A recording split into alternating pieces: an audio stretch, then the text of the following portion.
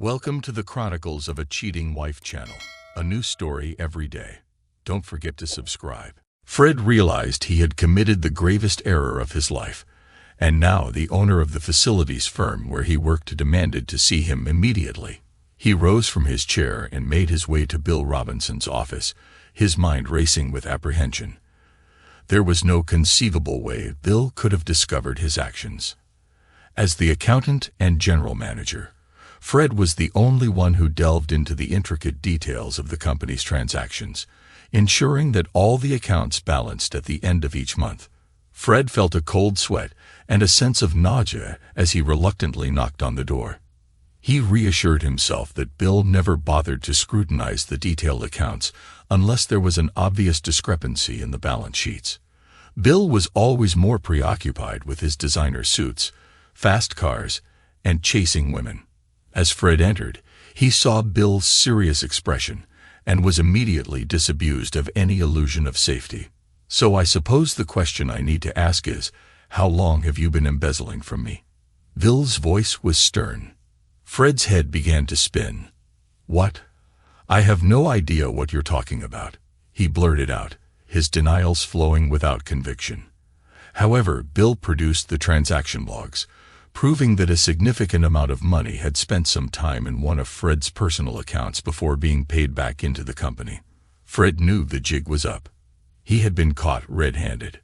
"I'm truly sorry, Bill," Fred confessed. "I just needed a short-term loan until the bridging company came through. Otherwise, we would have lost the new house Lucy had set her heart on. I never intended to steal it. I paid it back as soon as I could and before the end of the month. I don't know what they'll classify it as. Fred. Theft, I guess, or fraud. But you could be looking at jail time. Even without that, you're looking at losing your job. I can't possibly trust you after this," Bill stated solemnly. "Please, give me a chance." It was a moment of madness. "I've worked for the company for almost 20 years and have never thought of doing anything like this before, and I wouldn't do it again," Fred pleaded. Bill stood and looked out the window, seemingly lost in deep contemplation. "You and Lucy have been my friends for a long time.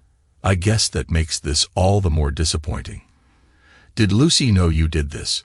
Fred was taken aback by the question. He thought back. It was actually Lucy's idea. She was so desperate not to lose the house that she suggested it, convincing Fred that no one could ever find out. Fred thought involving Lucy might mean Bill wouldn't report it to the police, but he didn't want to implicate her. After a long pause, he said, "No, she didn't. It was my idea."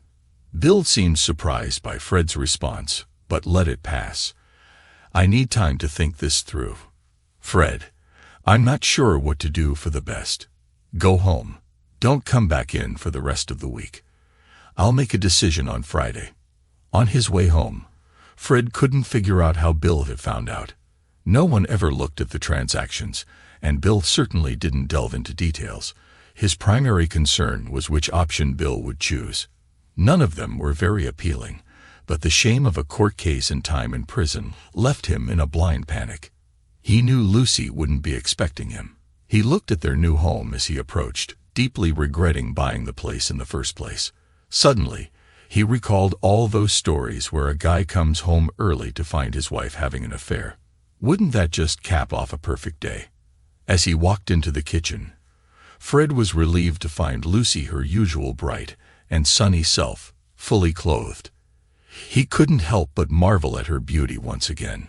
Just shy of her 40th birthday, her long curly brown hair was pinned up, her fringe resting over a pair of deep brown eyes. He found her figure more appealing now, with a few more curves and a lot more cleavage than when they were first married. But above all, he loved her smile, a smile he feared he might soon remove for the foreseeable future. Fred updated Lucy on his discussions with Bill and the damning evidence he had uncovered. "God, honey, I'm so sorry.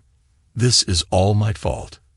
It was my idea, all for this stupid house," Lucy responded. Fred shrugged. "I told Bill you didn't know anything. There's no point in getting us both into trouble. Maybe if I spoke to him and pleaded," Lucy suggested. Fred thought about it and suggested they wait. He knew the next 3 days were going to be the longest of his life.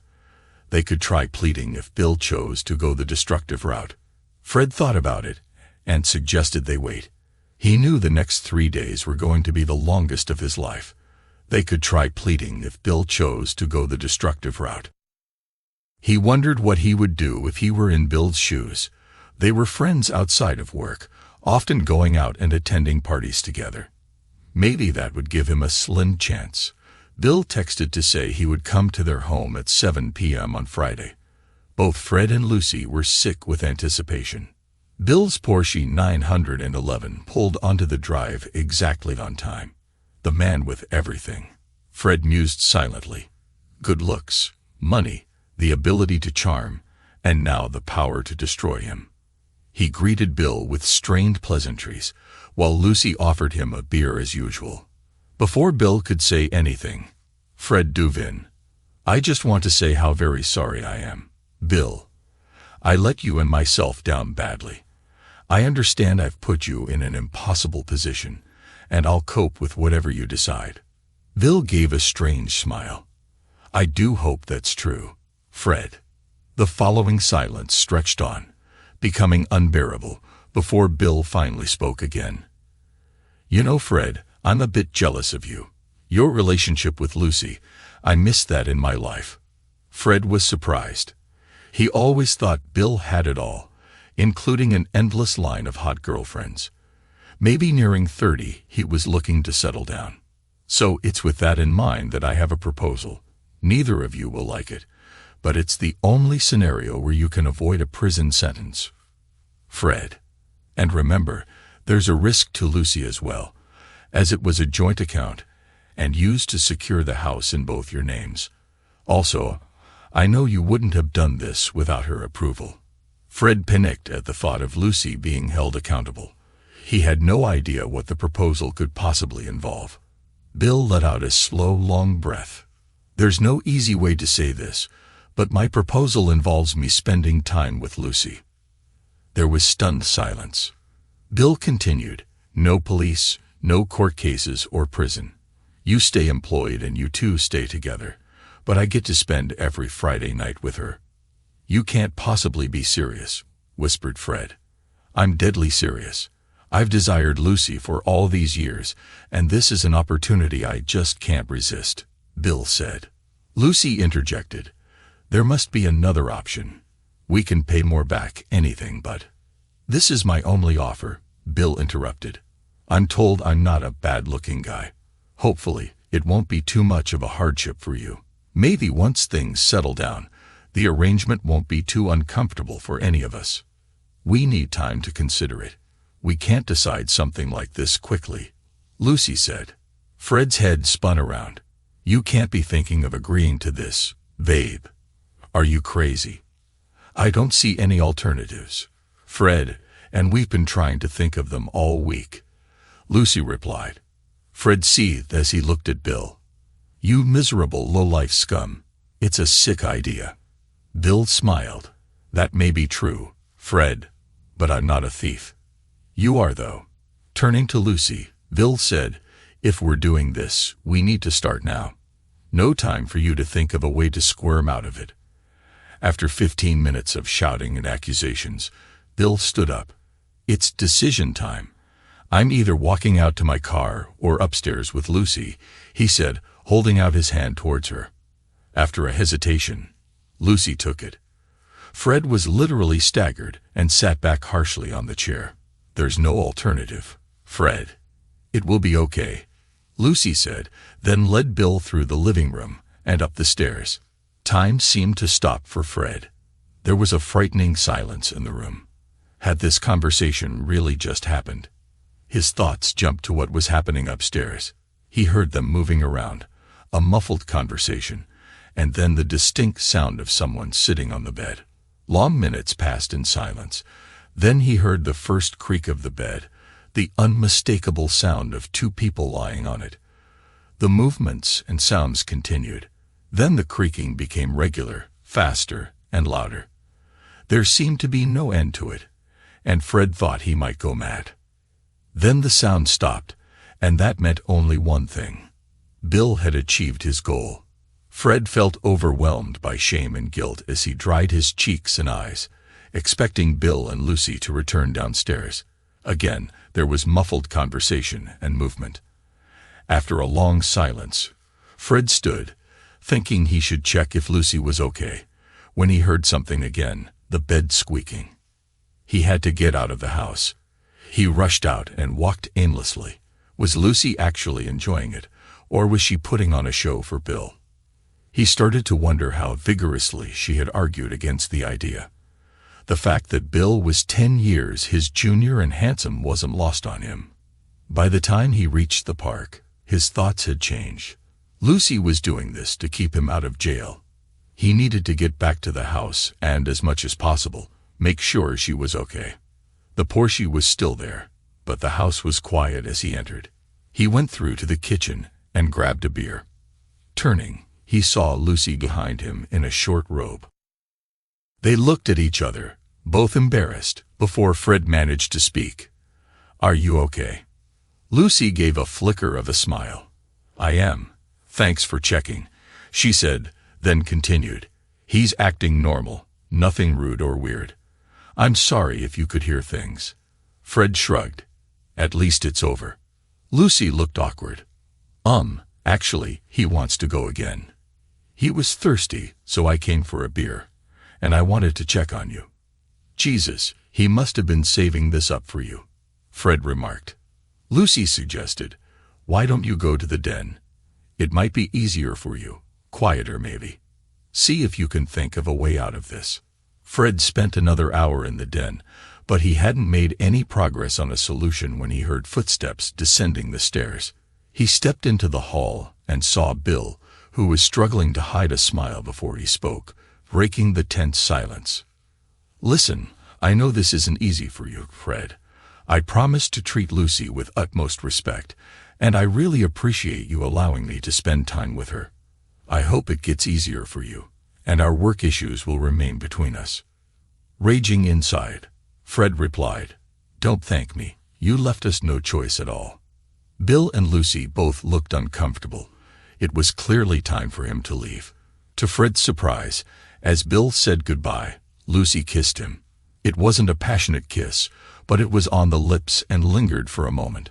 Before Fred could react, Bill had already left. He turned to Lucy. What was that all about? Lucy realized she had made a mistake. What? Oh, it was just a goodbye kiss. No, it wasn't just that. It was a sign of affection. I suppose you had a good time after all. And I shouldn't have been so concerned. Lucy grew angry. I can't believe your boss just slept with me.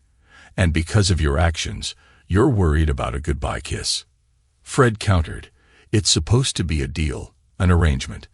Did you make out with him upstairs? Some, I guess. Not much, Lucy replied. Great. First, it's multiple times. Then I hear you enjoying it. And now it's affection, Fred retorted. Lucy erupted. It's not like that. Everything I'm doing is to keep us out of jail. I have to show willingness and make sure he enjoys it. Plus, I can't help but react if he's doing that to me. It's not exactly something I can control. We both need to adjust to this. If I can put myself through this, then you need to find a way to cope with it too. Fred felt drained after the last comment. Despite his doubts about Lucy's actions, she was the one making the sacrifice, not him. If she left, where would he be? Probably in jail. Facing the master bedroom was unbearable for Fred, knowing what had happened there. So they slept in the guest room, holding each other close. Lucy fell asleep quickly, clearly exhausted. But Fred lay awake all night, his mind swirling with thoughts, desperately seeking a way out of this nightmare. The following week felt like they barely spoke. Their conversation centered on how to escape their predicament. Fred came up with various plans, most of them useless. Even when he thought of a viable solution, Bill always seemed one step ahead. Once, Fred suggested destroying all the evidence, only to discover that Bill had cut off his access to the backups and had backed up all the financials to a new secure cloud system. Finally, Friday arrived, confirmed by a text from Bill saying he planned to take Lucy out for a meal, suggesting it might be easier to handle. Fred wasn't sure if it was easier.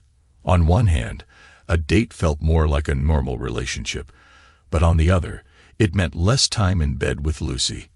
As it turned out, he got the worst of both scenarios. Lucy seemed subdued about the date, but she got ready anyway. Fred thought she put in too much effort and looked too good when Bill arrived to pick her up. Watching her in a little black dress and slingback heels, being helped into Bill's Porsche 911, was heart-wrenching. The evening that followed was even worse. Fred sent multiple texts to Lucy, asking if she was okay. Each time, he received a short response saying she was fine, just having a meal or drinks. They eventually returned at 10 p.m. Bill had his arm around Lucy as they entered, both laughing and seemingly in a good mood. Fred's glare intensified as Lucy appeared to be enjoying herself a bit too much, clearly intoxicated. "We never agreed these were dates," Fred muttered. Bill replied, "Relax, Fred, it was just dinner and drinks between friends. If this is going to be awkward, maybe we better go straight on up." Fred seethed. "What do you mean by straight up?" Bill's smile returned. "The deal was every Friday." "Fred, so I'll be staying with Lucy tonight. I'm sure you can manage in the spare room." Lucy, despite her inebriation, sensed the tension. Worried Fred might confront Bill, Lucy, sensing the tension, steered him into the kitchen, whispering, "It'll be okay, Fred. I'll handle it quickly and then pretend to be passed out. We don't have much choice." Feeling powerless, Fred retreated to the den. Upstairs, he heard Lucy's giggles, hoping they were just for show, but he couldn't shake the thought that they might be for Bill, or worse, for him. Exhausted, Fred finally fell asleep in the spare room. Each time he woke up, he heard the bed squeaking down the hall. So much for a quick resolution. In the morning, Fred found Bill already at the table and Lucy making breakfast. He had had enough. "Back off, Bill. It's not Friday, and your time is up," Fred declared. Lucy started to speak, but Fred cut her off. "You have 10 seconds to get out of my house." Bill looked like he wanted to argue but opted to leave instead. As he left, he threw a reminder at Fred. "Don't forget what's at stake here, Fred." Fred turned to Lucy incredulously. "Making him breakfast? Really? You've got to be kidding me. Why don't you just move him in? You're more his wife than mine now." He stormed out before she could even formulate a reply.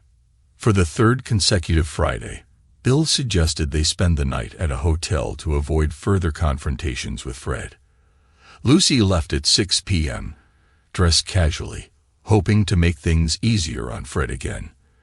The plan was to change at the hotel, and Bill would meet her in the restaurant. Upon arriving, Lucy was surprised by the opulence of the hotel. Her casual attire seemed out of place. She picked up the key for the pre-booked room, only to find out it was a suite. A box on the bed contained a very expensive and glamorous full-length silver satin dress with a scoop neck and thigh-high slit. Though hesitant, Lucy decided to try it on. Surprisingly, it fit perfectly, and she couldn't deny feeling stunning in it. She resolved to keep it on and headed down to the restaurant. Bill was speechless at how stunning Lucy looked when he met her. The dinner and wine that followed were exquisite, with a charged atmosphere, knowing what was to come later. Lucy found herself more at ease with Bill, deciding to go along with the scenario rather than resist it. Returning to the room, Lucy realized that Bill was an attentive and passionate lover, exuding a confidence and allure she had never experienced with her husband. The next morning, Lucy changed back into her casual clothes. She explained to Bill that she couldn't risk taking the dress home. Bill agreed to keep it at his house for Lucy to use in the future. As Lucy sighed, she recognized that this arrangement would be long-term. Her emotions were in turmoil, unsure of how she truly felt. Guilt was present, but so was a sense of excitement and fulfillment that she couldn't deny. Fred lay awake for most of Friday night, and by Saturday morning at 10 a.m., Lucy still hadn't returned. Once again, she had breached their agreement. Fred doubted whether Bill would have resisted taking Lucy again that morning, and he wasn't convinced she would even try to avoid it.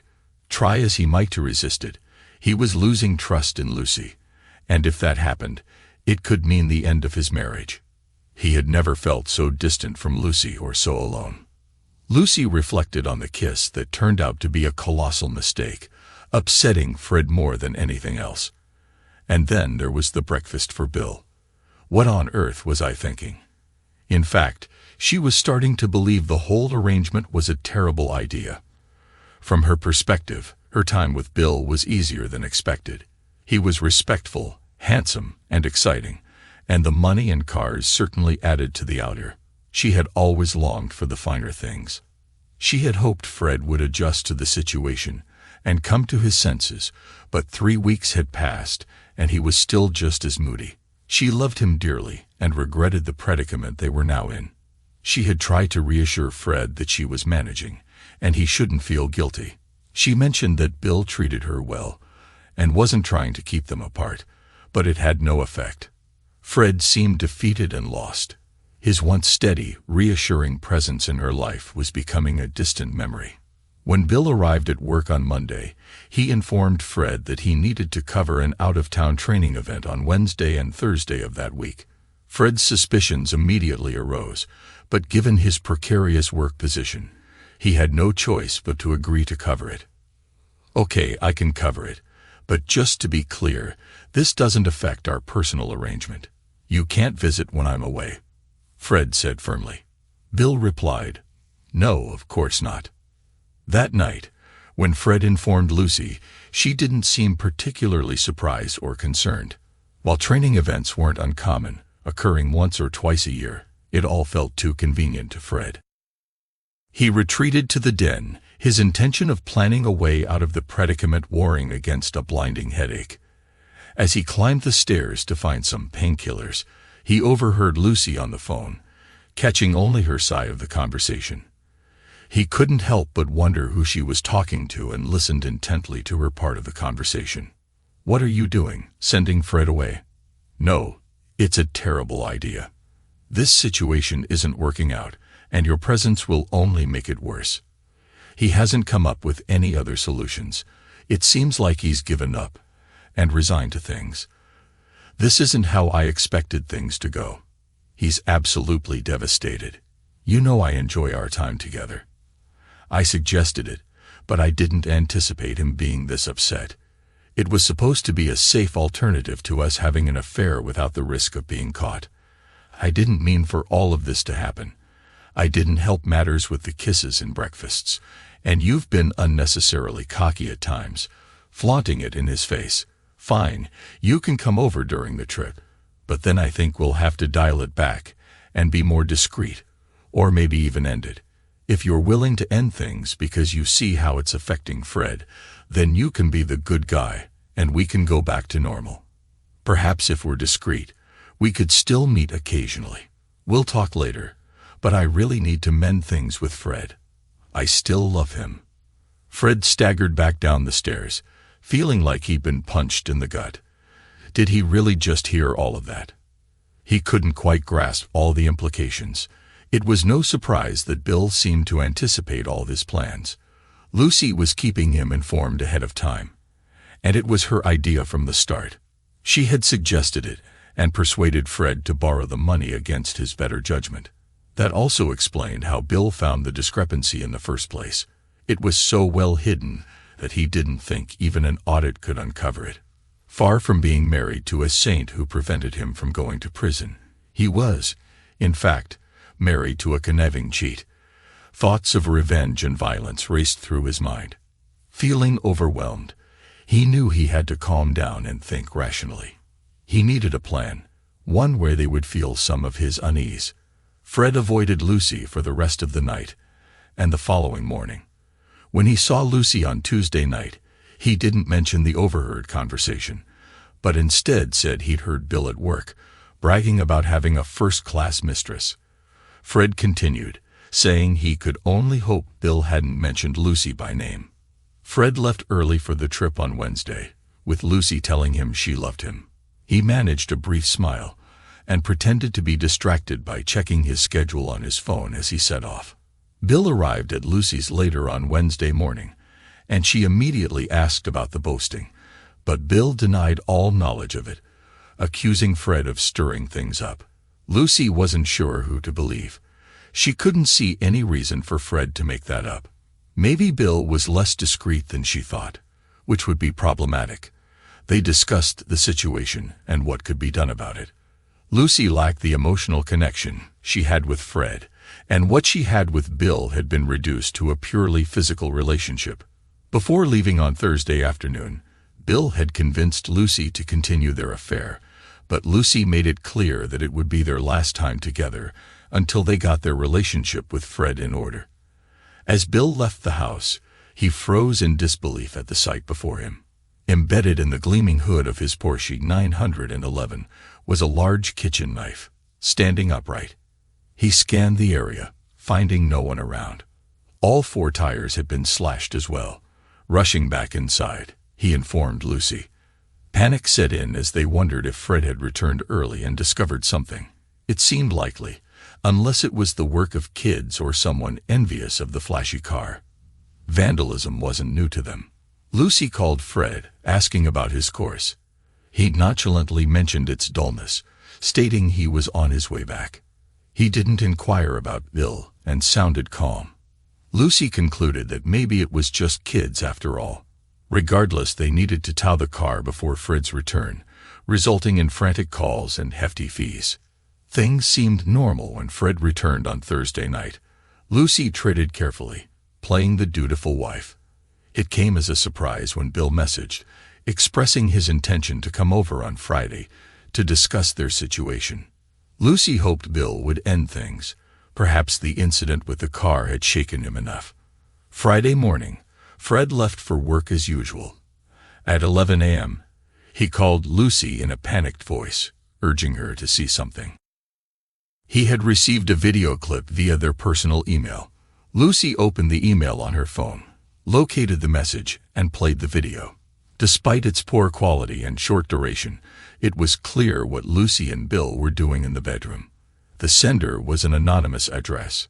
Fred looked at the video on his phone, puzzled. Is that our bedroom? It's hard to tell, but it looks sunny, like midday. I'm not sure when that would be from. Lucy, knowing exactly what it was from Wednesday, responded calmly. I'm not sure, maybe it's edited, and they messed with the light. That is you, isn't it? Fred asked, observing Lucy in the video. You seem to be enjoying it. Lucy let the comment pass. She had more important things to worry about. She could explain her enthusiasm to Fred later as part of an act for Bill. What's Bill playing at? Is this what he wanted to discuss tonight? Is this just another form of torture? You didn't fall out or threaten him, did you? Fred's questions came one after another. Lucy immediately denied it, but then remembered telling Bill of her intention to stop things. Maybe he reacted badly and intended to use the video to keep things going. He must have set up a video at some point. He had plenty of opportunities over the past 2 days.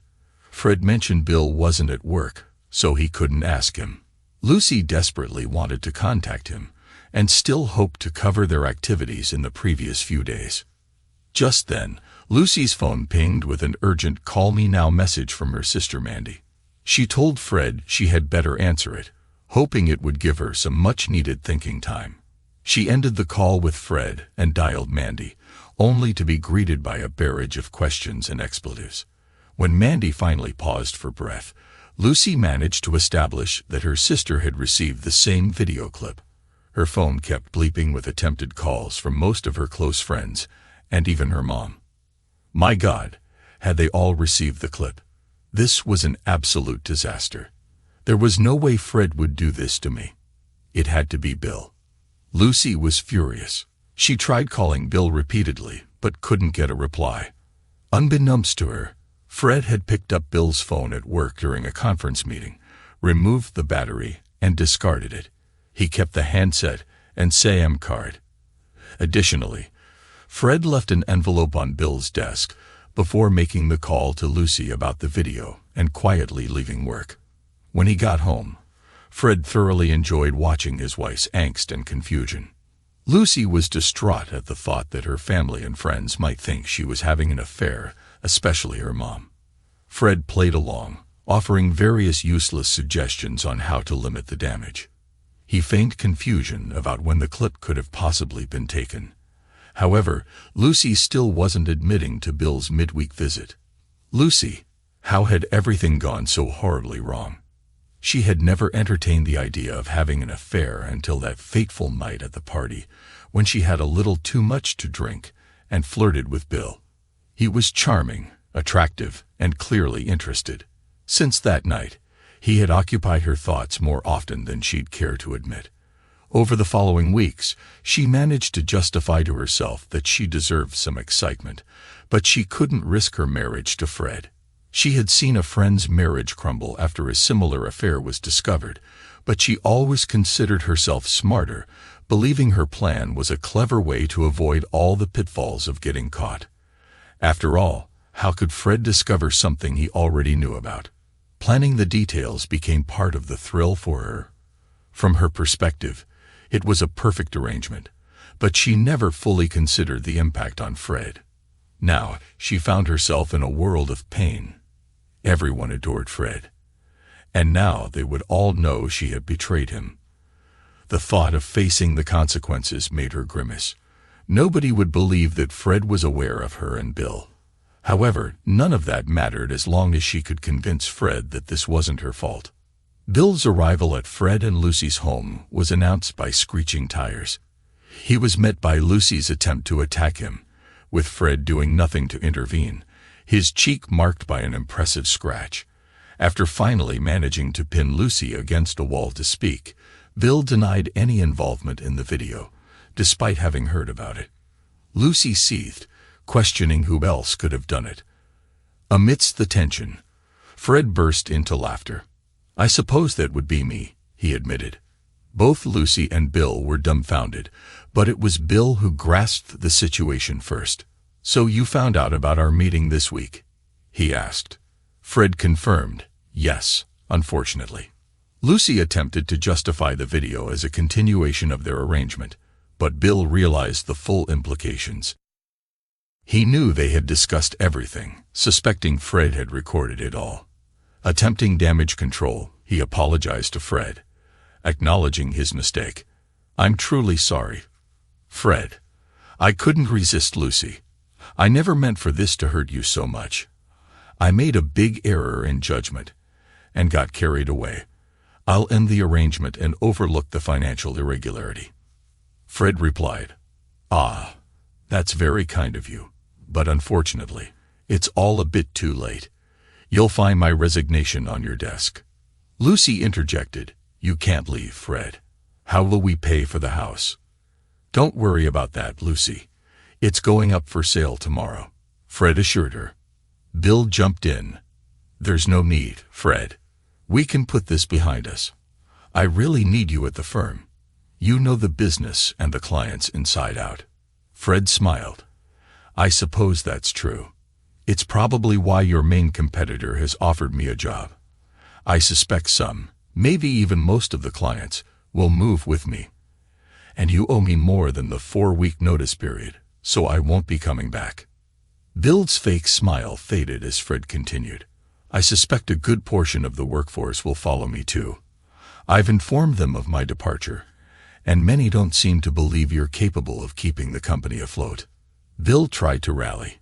"You need to think this through, Fred. You could still go to prison." Fred chuckled. "Oh, I highly doubt that. Would you want to implicate your lover? She received half of the benefits of the fraud. Besides, you've committed blackmail, and thanks to our little conversation here, I have that admission on video. It's amazing what electronic devices you can buy these days. The recording is with my lawyer. And in addition, you might find some of your files have been accidentally deleted. I know you didn't back up anything remotely. It pays to have colleagues who enjoy working with you, but I suppose you wouldn't know that." Bill sneered. "That recording won't stand up in court." Fred responded, Interestingly, my lawyer echoed the same sentiment, but I can utilize it in other ways, and by the time it's resolved, you'll likely be out of business. On the bright side, my new firm might be interested in acquiring you. I hear their new chief operating officer is a decent guy. Lucy realized that Bill's business and money were in serious jeopardy. She decided to pin it all on Bill. Bill listened in disbelief as Lucy launched into an impressive act of a wronged woman. I love you, Fred. This was all Bill's idea. He made me do it. I admit I got confused and carried away, but I was just going along with it to save you from prison. I didn't really have a choice, and because of that, my life is in ruins. Please, Fred, I love you. Bill muttered, "You two-faced liar." Fred smiled at the rather apt description. "Ah, my dear loving wife. In addition to the video, you're overlooking the fact that I overheard you on the phone admitting this was all your idea, a rather elaborate and cruel cover for an affair. You'll find divorce papers in the envelope in the kitchen drawer. You're leaving tonight, and will agree to the terms of the divorce. Or more of those video clips might find their way to family and friends. I'm sure your mom will love to hear that not only are you a cheating slut, but the extent to which you plotted and blackmailed." Lucy burst into tears and slumped to the floor. Fred looked at Bill. "Do you want to take her with you?" Bill replied, "Not a chance. More trouble than she's worth." Fred said, "Well, on that, we are agreed." Bill warned, "This isn't over, Fred." Fred replied, "That's true." With that, Fred swung for Bill. He wasn't sure who was more surprised as his fist crunched squarely into Bill's jaw, felling him on the spot. It's over now. Epilogue. Fred had listened to the recording countless times. Most of it was agonizing to hear, but he found himself drawn to the part where Bill and Lucy were fretting over whether he had discovered the truth and lost his sanity. The knife in the bonnet was delightfully melodramatic, and the act of it brought his first genuine smile in weeks. Taking up the new job with Bill's rival, Fred found himself quickly gaining customers and employees. Bill clung bitterly to his failing business, but eventually had to concede defeat, putting his firm into administration. Rumors swirled about personal bankruptcy, and shortly afterward, Bill moved away from the area. Lucy found herself in a small flat, using the money from the sale of their house as her sole income. With few qualifications or experience, she juggled 2 temporary jobs on 0-hour contracts, barely making ends meet. Former friends turned their backs on her, and her relationship with her family dwindled to barely a whisper. With his increased salary and bonuses, Fred was able to cut back to a 3-day work week, finally making time for the sports and outdoor activities he had neglected during his marriage.